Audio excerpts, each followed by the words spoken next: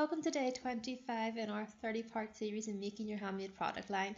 So today I wanted to talk to you about pricing your products. And one good way that you can price your products is to use craft count and look for your leading competitors, okay, in the industry and check out what their pricing is, okay.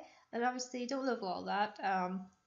You can obviously go for designer premium pricing, especially if you're in the higher bracket, if you're going for quality, okay. Obviously you'll want to price on the lower end of the leading competitors if you're going for selling on price, okay.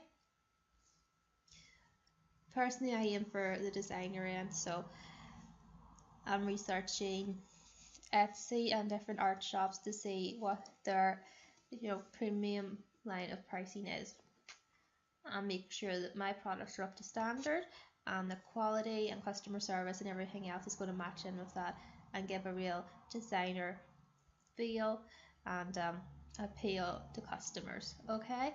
Well, I hope that gets you thinking, bestie, and you start doing your research. As I said, use craft count, and don't forget, if you want to get a full training on making your handmade product line, there's a three series of videos from my coach Renae Christine, and you can just grab that in the link below, and that's www.joreilly.com/formula. Say goodbye, Zazzy.